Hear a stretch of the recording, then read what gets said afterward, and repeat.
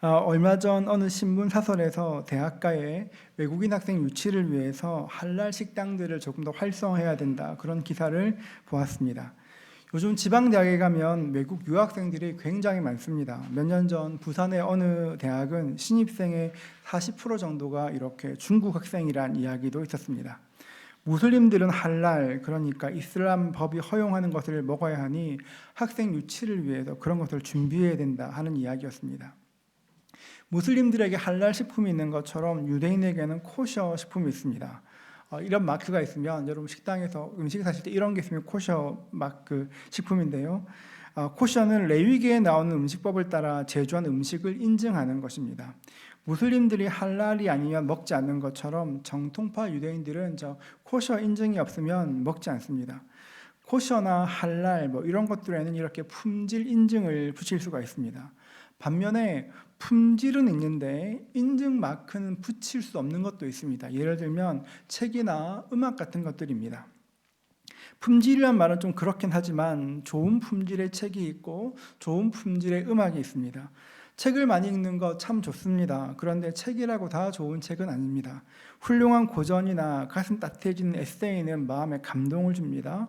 그런 책들은 영혼을 풍성하게 하고 고상하게 하지만 어떤 책은 잘못된 생각을 넣어주고 그 생각을 따라 살게 하기도 합니다.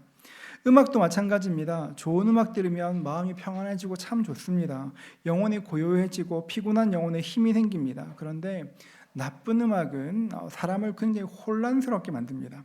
과격하게 만들기도 하고 때로는 극단적인 선택을 하도록 만들기도 합니다. 실제로 극단적인 선택을 했던 사람들의 사례를 보면 많은 사람들이 그런 결정을 할 때 어떤 우울한 음악들을 들으면서 그런 결정한 사람들이 많습니다. 글루미 선데이라는 영화가 있습니다. 그 헝가리 영화인데요. 영화보다 음악이 훨씬 더 유명한 영화입니다. 이 음악이 굉장히 좀 음습하고 우울한데 약간 사람 마음을 터치하는 것이 있습니다. 피아노 연주도 참 좋지만 노래와 같이 들으면 좀 울컥하는 것이 있습니다. 헝가리에서는 이 음악이 발매되고 8주 동안에 187명이 극단적인 선택을 했다는 통계가 있습니다. 우리가 사용하는 물건에 책에 음악에 품질이 있는 것처럼 참 조심스러운 표현이지만 영혼에도 품질이 있습니다. 지난주 말씀을 증거하면서 우리 마음에 기름 부음이 임하면 마음이 부드러워지고 오히려 마음이 강해진다 이야기했습니다. 성령님께서 우리 마음에 기름 부으시면, 성령님께서 우리 마음에 임하시면 우리의 건조한 마음이, 거친 마음이 부드러워집니다. 우리 영혼이 좋은 영혼이 됩니다. 성령님께서 우리 마음에 임하시면 우리 마음이 부드러워지는 것처럼 우리 영혼을 부드럽게 하는, 좋은 마음이 되게 하는 또 한 가지가 있습니다. 바로 감사입니다. 여러분, 감사는 영혼을 터치하는 힘이 있습니다. 감사는 우리 영혼을 부드럽게 하고 강하게 합니다. 감사는 상황과 환경을 뛰어넘게 합니다. 오늘 말씀에 등장하는 사도 바울을 보면 감사의 능력이 무엇인지를 잘 알 수 있습니다. 골로새서는 바울이 감옥에서 쓴 편지입니다. 골로새서를 쓸 때 바울이 수감되었던 감옥은 그렇게 음침하고 습한 곳은 아닙니다. 하나님의 도움으로 바울은 이렇게 가택연금처럼 될 수 있었습니다. 일반적인 감옥보다 훨씬 더 환경은 좋았지만 그곳이 감옥이라는 것은 변함이 없었습니다. 늘 자기를 감시하는 사람이 있었고 감사하게 살기에 별로 좋은 환경 아니었습니다. 그런데 골로새서 이야기를 읽다 보면 바울은 전혀 다른 이야기를 합니다. 골로새서는 총 넉 장으로 이루어진 굉장히 짧은 말씀인데요. 말씀을 읽어보면 모든 장마다 반복되는 단어가 있습니다. 골로새서 1장 3절부터 4절인데요. 우리 같이 한번 읽도록 하겠습니다. 함께 읽습니다. 우리가 너희를 위하여 기도할 때마다 하나님 곧 우리 주 예수 그리스도의 아버지께 감사하노라. 이는 그리스도 예수 안에 너희의 믿음과 모든 성도에 대한 사랑을 들었으며, 감옥에 있는 바울이 감옥 밖에 있는 성도들 위해서 기도하는데 내가 너희를 위해 기도할 때마다 감사한다 이야기합니다. 골로새서 2장 7절을 보면 그 안에 뿌리를 박으며 세움을 받아 교훈을 받은 대로 믿음에 굳게 서서 감사함을 넘치게 하라. 그냥 감사하는 것이 아니라 감사를 넘치게 하라고 이야기합니다. 골로새서 3장 16절과 17절인데요. 그리스도의 말씀이 너희 속에 풍성에 거하여 모든 지혜로 피차 가르치며 권면하고 시와 찬송과 신령한 노래를 부르며 그 다음 어떻게 돼 있나요? 감사하는 마음으로 하나님을 찬양하고 또 무엇을 하든지 말에나 일에나 다 주 예수의 이름으로 하고 그를 힘입어 하나님 아버지께 감사하라. 말에나 일에나 그를 힘입어 우리 주님을 의지함으로 감사하라고 이야기합니다. 골로새서 4장 2절인데요. 우리 같이 한번 읽도록 하겠습니다. 함께 읽습니다. 기도를 계속하고 기도에 감사함으로 깨어 있으라. 너희가 기도에 감사함으로 깨어 있으라 말합니다. 바울은 모든 장마다, 여러분 골로새서가 몇 장이라고 얘기했었나요? 넉 장 아닙니까? 넉 장 전체에서 모든 장마다 감사하라, 감사하라, 감사라는 것을 계속 반복해서 이야기합니다. 바울에게 감사는 생활 습관 같은, 어쩌면 믿음 같은 것이었습니다. 바울은 자신만 감사하는 삶을 사는 것이 아니라 너희도 그런 삶을 살라고, 우리도 그런 삶을 살라고 권면합니다. 그러면 우리는 언제 어떻게 감사할 수 있을까요? 첫 번째, 우리는 작은 것에 감사할 수 있어야 합니다. 작은 것. 하나님께서는 작은 것에 하나님 나라의 비밀을 담아 두셨습니다. 예수님께서 하나님 나라의 비밀을 말씀하실 때 가장 먼저 말씀하신 것이 겨자씨 비유였습니다. 작은 겨자씨가 땅에 심기워져 새가 깃들일 만한 나무가 되는 것처럼 하나님께서는 그 작은 것에 하나님 나라의 비밀을 담아 두셨습니다. 여러분, 우리는 작은 것에 감사할 수 있어야 합니다. 잘 압니다. 잘 알지만 작은 것에 감사하는 것이 생각처럼 쉽지는 않습니다. 왜냐하면 사람들은 무의식적으로 큰 것을 좋아하기 때문에 그렇습니다. 사람은 작은 것보다 큰 것을, 좀 있어 보이는 것을 좋아하는 경향이 있습니다. 작은 것에 감사하기 위해서는 우리가 가장 중요한 것이 늘 내 생각을 예수님께 복종시켜야 합니다.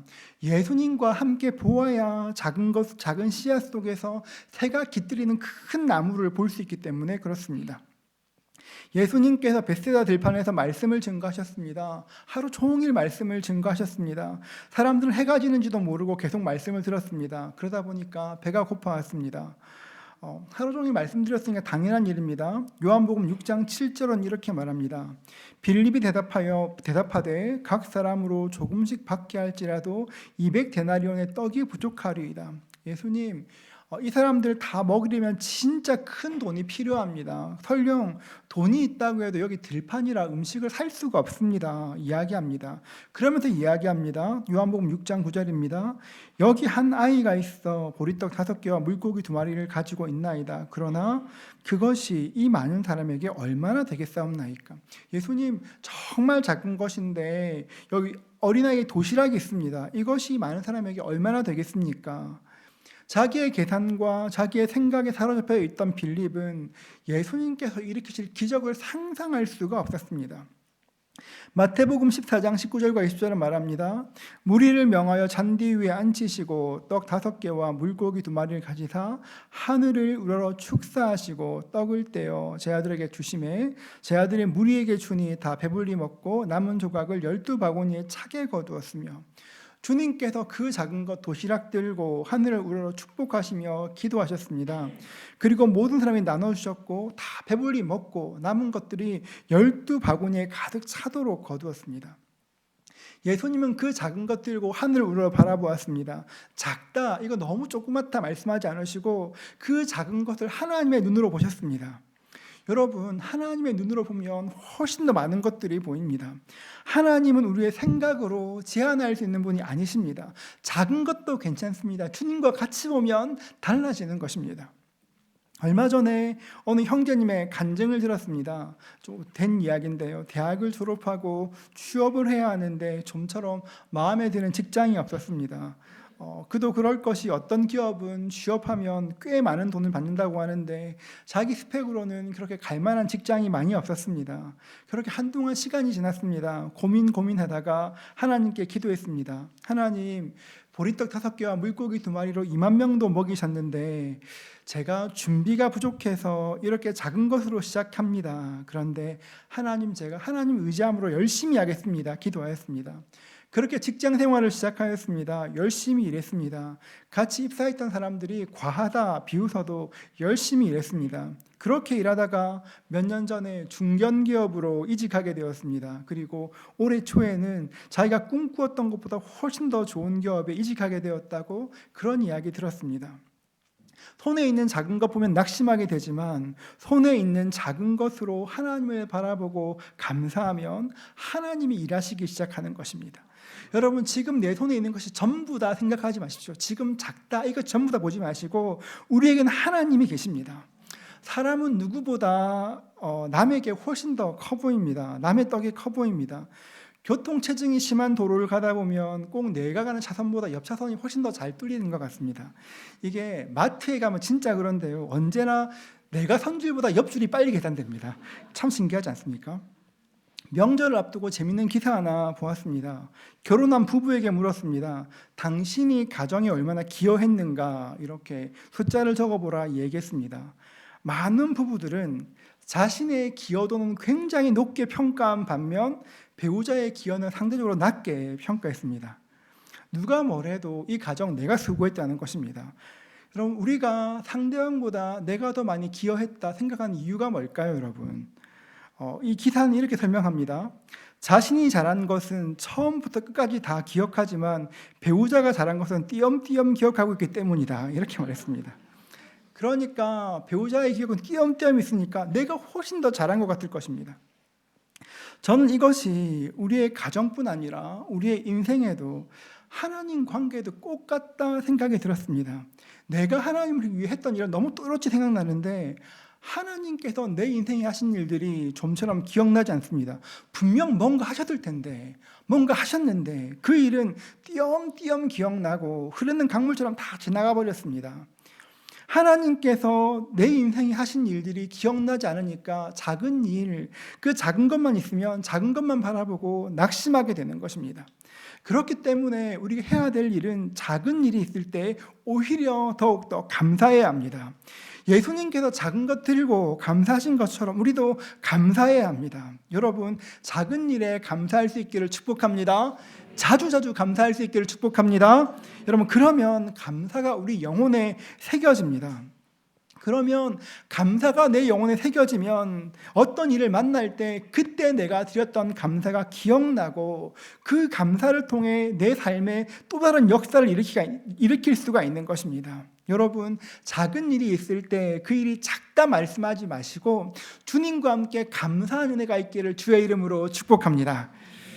두 번째로 우리가 어떻게 하냐면 어려운 환경 가운데서도 감사해야 합니다. 우리는 어려운 환경 가운데서도 감사해야 합니다.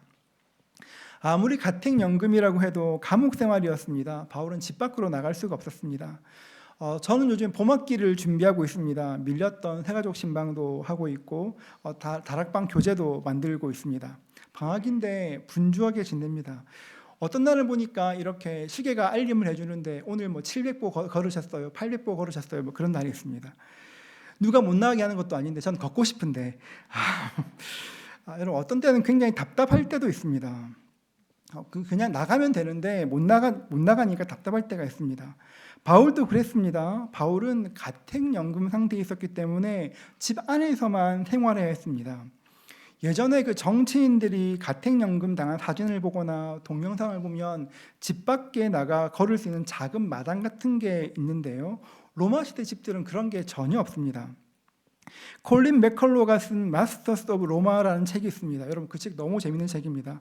작가가 자료를 준비하다가 이렇게 시력이 나빠져 거의 실명할 만큼 많은 자료를 준비해 쓴 책인데요. 13권입니다. 13권인데 책이 좀 두껍고 이렇게 분량이 좀 많고 글씨 좀 작은 것 빼고는 흠잡을 게 없는 책입니다. 정말 좋은 책입니다. 여러분, 그 책을 읽고 나면 그 서신서에 있는 로마의 문화가 너무 생생하게 다가옵니다. 그 책을 보면 바울이 가택연금 당했을 그 무렵에 로마와 식민지에 사는 사람, 우리가 상상하는 것처럼 그런 단층 집에 사는 것이 아니라 거의 모두가 서민들은 4, 5층짜리 아파트, 정확히 말하면 주상복합에 살았다는 것을 알 수 있습니다. 그러니까 바울은 그렇게 마당 없는 그런 작은 방에서 갇혀 있었던 것입니다. 하루 종일 갇혀 지냈습니다. 여러분, 그렇게 갑갑한 환경 가운데 있었는데 바울은 이렇게 고백합니다.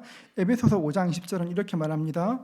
범사에 우리 주 예수 그리스도의 이름으로 항상 아버지 하나님께 감사하며.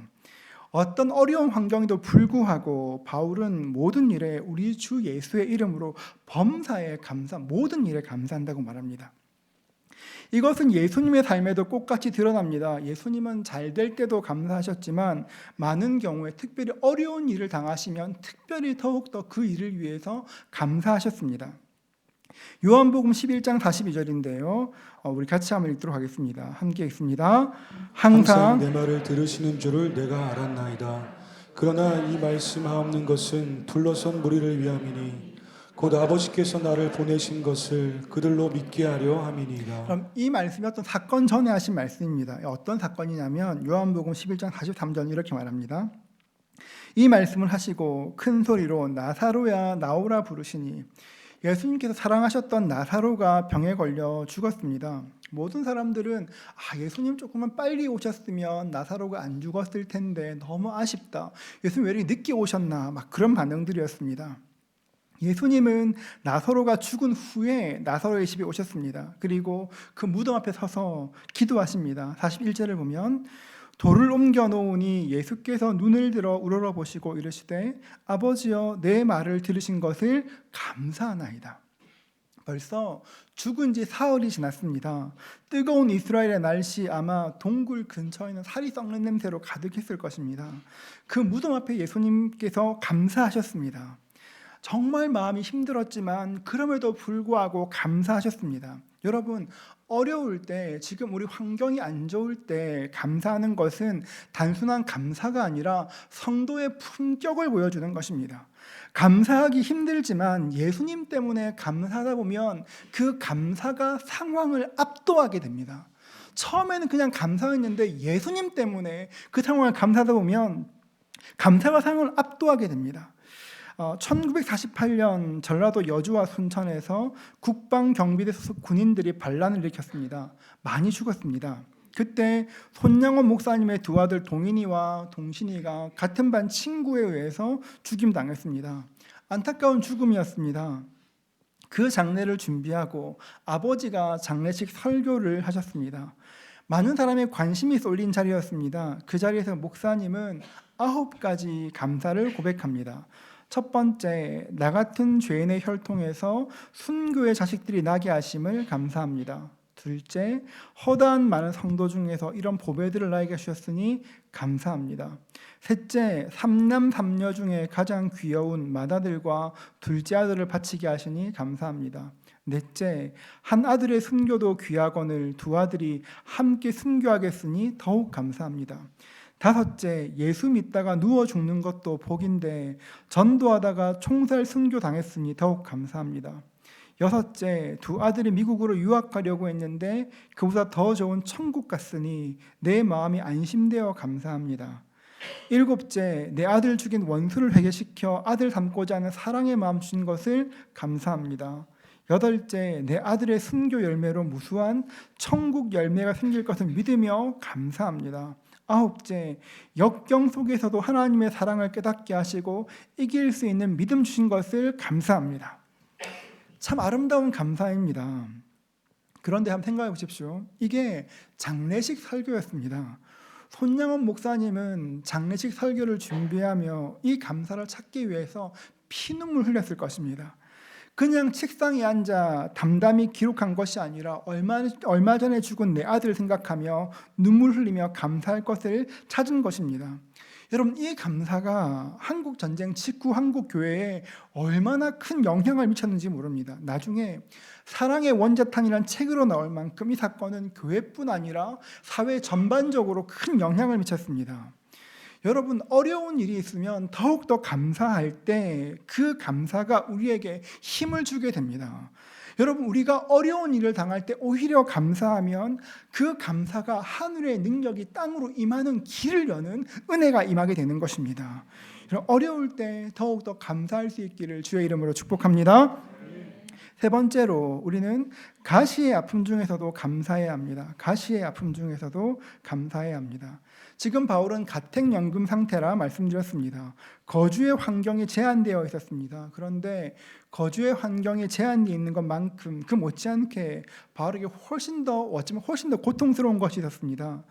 바울이 육체의 가시라 표현한 바로 그것입니다. 조금 길지만 한번 보십시오. 고린도후서 12장 7절부터 9절은 이렇게 말합니다. 여러 계시를 받은 것이 그렇게 크므로 너무 자만하지 않게 하시려고 내 육체에 가시고 사탄의 사자를 주셨으니 이는 나를 쳐서 너무 자만하지 않게 하려 하심이라. 이것이 내게서 떠나가게 하기 위하여 내가 3번 주께 간구하였더니 나에게 이르기를 내 은혜가 내게 족하도다. 이는 내 능력이 약한 데서 온전하여 짐이라 하신지라. 그러므로 도리어 크게 기뻐함으로 나의 여러 약한 것들에 대하여 자랑하리니 이는 그리스도의 능력이 내게 머물게 하려 함이라. 바울에게는 육체의 가시, 그러니까 육체의 약함이 있었습니다. 어떤 학자들은 바울에게 간질이 있었다고 이야기합니다. 간질이 있어서 말씀을 증거하다 쓰러진 일도 있었다고 말합니다. 어떤 사람은 눈이 굉장히 안 좋았다고 말하기도 합니다. 여러분, 간질일 수도 있고 눈에 불편함일 수도 있으나 생각해보면 바울의 몸이 좋았을 리가 없습니다. 고린도후서 11장 25절은 이렇게 말합니다.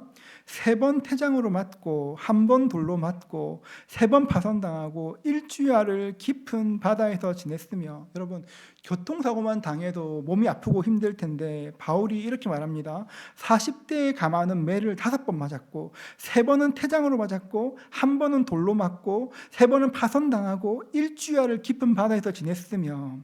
이런 고생하면 멀쩡한 사람도 골병 들게 돼 있습니다. 많이 고생했습니다. 많이 맞았습니다. 그래서 몸이 안 좋은데 바울에게는 육체의 가시라 할 만큼 치명적인 질병이 있었습니다.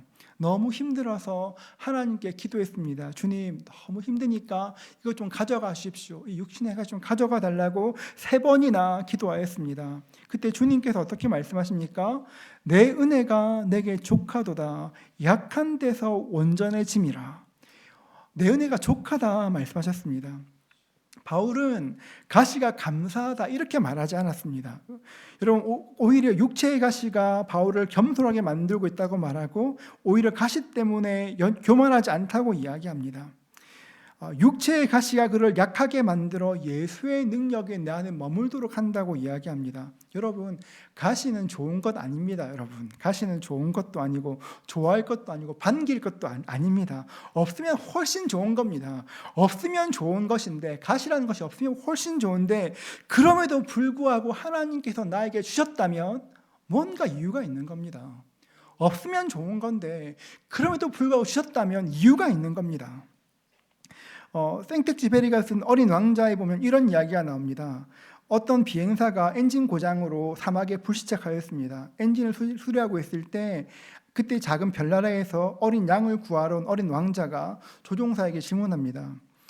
양은 가시가 돋친 꽃도 먹을까요? 물었습니다. 조종사는 건성으로 말합니다. 뭐 그냥 먹겠지. 닥치는 대로 먹을 거야. 이야기합니다. 그러자 어린 왕자가 한 번 더 질문합니다. 그러면 저렇게 아름다운 나무에 저렇게 아름다운 꽃을 피우는 나무에 저런 뾰족한 가시는 왜 있는 것일까요? 가시는 어디에 쓸모가 있을까요? 묻습니다. 조종사는 너무 바빠서 건성으로 말합니다. 그냥 가시 생긴 거지. 그냥 있는 거야. 아무 쓸데없어. 말했습니다. 고개를 갸우뚱하던 어린 왕자는 잠시 후에 아주 놀라운 답을 말합니다. 아니에요. 꽃은 너무 약하고 연하기 때문에 자기를 보호하려고 가시가 돋아나는 거예요. 이렇게 말합니다. 말하는 게 뭐냐면 가시가 꽃에게 걸림이 되는 것이 아니라 가시 때문에, 가시 덕분에 오히려 꽃이 안전하다 말하는 것입니다. 바울도 그렇습니다. 가시 덕분에 내가 오히려 겸손해졌다. 가시 덕분에 내가 안전하다 말하는 것입니다. 가시가 있어서 오히려 은혜를 담을 수 있다 말하는 것입니다. 저는 바울의 가시를 생각할 때마다 예수님을 떠올리곤 합니다. 예수님께서 우리를 위해서 가시 면류관을 주셨습니다. 가시에 찔려 고통당하시고 피 흘리셨습니다. 예수님께서 가시에 찔려 고통당하시고 피 흘리셨기 때문에 우리가 나음을 입었습니다. 예수님의 고통으로 우리에게 죄사함의 은총이 임한 것입니다. 예수님께서는 가시에 찔려 고통당하셨고 가시 때문에 고통받는 사람, 이 땅에 고통받는 사람들의 마음을 아시고 아파하시는 것입니다. 가시에 찔려 예수님께서 그 귀한 피를 흘리셨기 때문에 우리 모든 사람의 아픔이 치유된 것입니다. 바울은 가택 연금되어 있는 그 기간 동안에 4편의 편지를 씁니다. 에베소서, 빌립보서, 골로새서, 빌레몬서를 쓰게 됩니다. 그 중에 에베소서와 골로새서를 쌍둥이 서신이라고 말합니다. 거의 구조가 같습니다. 에베소서도 이렇게 감사란 말을 하지만 강조점이 좀 다릅니다. 에베소서 5장 18절과 20절인데요. 우리 같이 한번 읽도록 하겠습니다. 함께 읽습니다. 술 취하지 말라. 이는 방탕한 것이니 오직 성령으로 충만함을 받으라. 시와 찬송과 신령한 노래들로 서로 화답하며 너희 마음으로 주께 노래하며 찬송하며 범사의 우리 주 예수 그리스도의 이름으로 항상 아버지 하나님께 감사하며. 성령 충만을 받고 언제나 하나님께 감사하라 말입니다. 골로새서 3장 16절과 17절은 이렇게 말합니다. 그리스도의 말씀이 너희 속에 풍성에 거하여 모든 지혜로 피차 가르치며 권면하고 시와 찬송과 신령한 노래를 부르며 감사하는 마음으로 하나님께 찬양하고 또 무엇을 하든지 말에나 일에나 다 주 예수의 이름으로 하고 그를 힘입어 하나님 아버지께 감사하라 말합니다.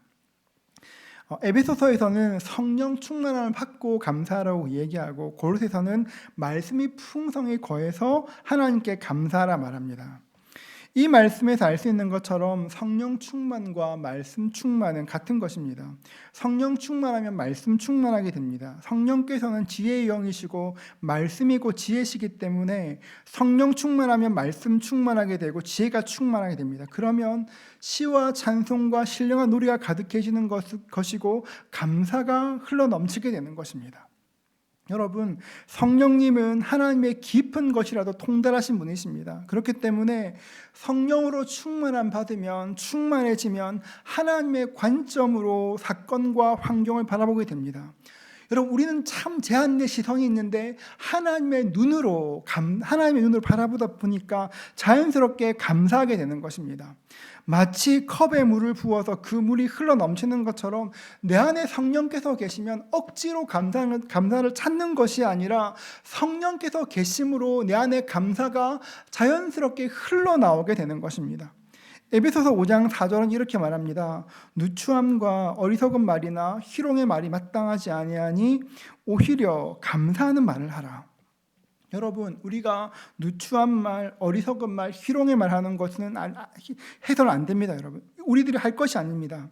사람들과 만나 이야기하다 보면 재미로 누추한 말을 할 수도 있고 재미로 희롱하는 말을 할 수도 있습니다. 논리를 할 수도 있습니다. 그런데 주님께서는 우리에게 그런 말 하지 말라 하셨습니다. 왜냐하면 우리의 존재가 어리석은 존재도 아니고 누추한 존재도 아니기 때문에 그렇습니다. 우리가 누굽니까? 하나님의 자녀 아닙니까? 하나님의 존귀한 자녀이기 때문에 존귀한 자녀이고 성령께서 우리와 함께 하시기 때문에 세상 사람들은 누추하고 어리석고 희롱하는 말을 한다고 해도 우리 성도는 감사의 말을 할 수 있어야 하는 것입니다. 말그릇이라는 책을 쓴 김윤나 작가의 강의를 들었는데요. 강의도 좋았지만 그 말그릇이란 말이 참 좋았습니다. 여러분, 우리에게는 말그릇이 있습니다. 그런데 그 그릇에 채운 것만 사용할 수 있습니다. 말할 수 있습니다. 우리 마음은 그릇 같고 창고 같습니다. 그래서 우리 마음의 그릇에 담은 것들을 말하고 표현하고 나누게 되어 있습니다. 여러분, 그러면 우리 마음의 그릇에 어떤 말을 채워야 되겠습니까? 감사하는 말을 채워야 합니다. 언제나 감사의 말이 튀어나올 수 있도록 그 감사의 말을 평상시에 가득 채워놓으면 그 말이 흘러나오게 되는 것입니다. 감사하는 말, 좋은 말, 격려하는 말을 그릇 가득 채우십시오. 그것이 우리를 하나님의 자녀다운 삶을 살 수 있도록 인도해 나가는 것입니다. 설교의 시작 전에 영혼의 품질이란 말 했었습니다. 감히 우리 영혼의 품질이란 말을 붙이기 어렵지만 감사가 좋은 품질의 영혼을 만듭니다. 감사하는 사람이 자족하는 삶을 살게 되고 감사하는 마음이 만족하는 삶을 살게 됩니다. 만족은 환경과 관계없는 충만입니다. 모든 환경 가운데 넉넉히 이기게 하시는 예수님 알기 때문에 낙심하지 않고 그 주님 알기 때문에 우리 인생 만족하는 것입니다. 자족은 자기의 상황에 있는 것이 아니라 함께 하시는 주님 보는 것에 달려 있습니다. 여러분, 우리 이번 명절 기간 동안에 주님께서 내 삶에 주어진 복들을 헤아려 볼 수 있기를 주의 이름으로 축복합니다. 내 삶에 어떤 복 주셨나 한번 헤아려 보면 좋겠습니다. 누군가 말하기를 세상에서 가장 어려운 산수는 하나님께 받은 복을 세어보는 것이라 말하기도 했는데요, 하나님께 받은 복을 한번 헤아려 보십시오. 그리고 그 복으로 마음을 채워오십시오. 그러면 우리도 남은 시간을 기쁨으로 달려갈 것입니다. 여러분, 이런 감사 설교 여러분 보통 11월 달에 합니다. 추수감사절. 2월 달에 너무 빠르지 않습니까? 제가 이 말씀을 어떻게 준비하게 됐냐면, 처음에 제가 설교를 준비했던 것은 어떻게 하면 성령 충만함 받고 시대를 이길 수 있을 것인가에 대한 고민이었습니다. 어떻게 우리가 이 시대에 소망 없다 말하는데, 갑갑하다 말하는데 이 시대 가운데 어떻게 이길 수 있을까를 막 고민하며 말씀 보고 있는데, 문득 깨달은 것이 어떤 거창한 것이 시대를 이기는 것이 아니라 감사가 시대를 이긴다는 생각이 들었습니다. 사람들이 이 시대를 말합니다. 소망이 없다 말하기도 하고, 갑갑하다 말하기도 하고, 축구도 졌는데 이놈의 세상 얘기도 하긴 합니다. 여러분, 그런데 우리가 어떤 거창한 것으로 시대를 바꾸는 것이 아니라 하나님께 감사할 때 그 작은 감사가 나를 통해 내 가정을 바꿀 것이고 내 마음 바꿀 것이고 시대를 이기게 합니다. 감사로 시대를 이길 수 있기를 주의 이름으로 축복합니다. 세상이 소망 없다 이야기할 때, 세상이 이거 왜 이래 이야기할 때, 감사하는 자는 그것 가운데 감사를 바라고 감사하는 자는 소망을 볼 수 있게 합니다. 여러분의 감사로 세상이 바뀔 것이고 가정이 바뀔 것이고 여러분이 바뀔 것입니다. 그 은혜 가득할 수 있기를 주님의 이름으로 축복합니다.